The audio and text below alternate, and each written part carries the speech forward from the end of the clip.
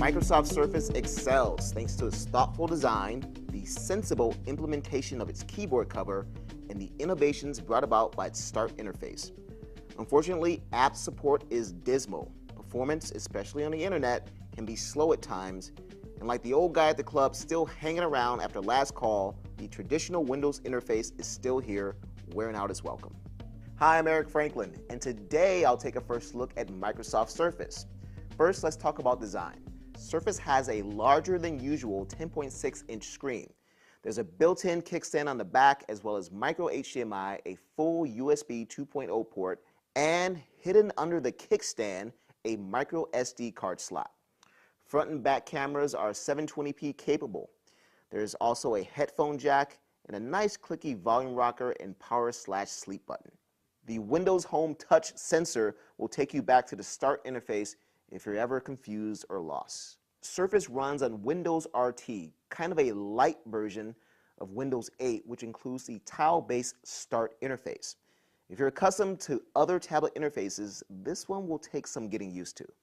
Over the course of a week, I went from hating it to absolutely loving it, and then finally landing at liking it with some reservations. I won't spend too much time here as this isn't a Windows RT review, but I will point out my 3 favorite things. First, the gestures. Swipe left to get the Charms menu. Swipe right for recent apps. Swipe right then left for a list of recent apps. Swipe up or down for more options.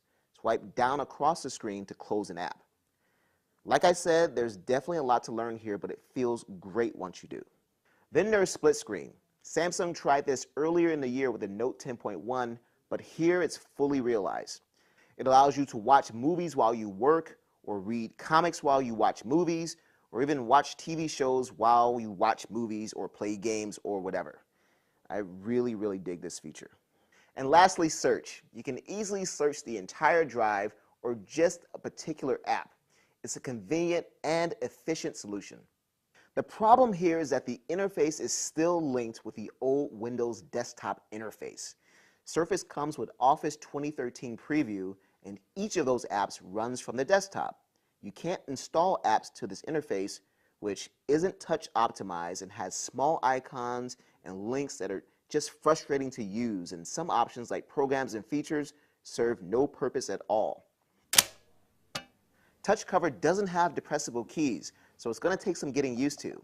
But after a few days, thanks to the tablet's extra wide body, you may find it's actually more comfortable than any other tablet keyboard accessory you've ever used.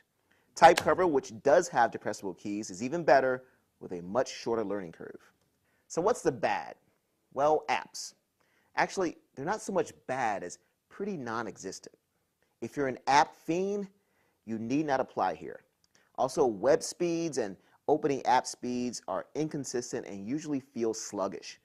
Games performance, I don't really know. There aren't enough quality games here to fairly judge. Again, more apps, please. Movies on the Zoom Marketplace look crisp, though. Surface starts at $500 for 32 gigabytes. That same config is available for $600 with a touch cover, and $700 gets you the 64 gigabyte version with touch cover. That's not cheap, and those looking simply for a tablet to watch movies on may want to opt for cheaper alternatives.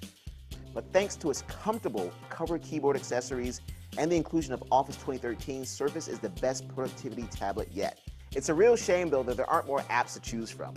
Check out my full review for more details. Once again, this is Eric Franklin, and this has been a first look at the Microsoft Surface.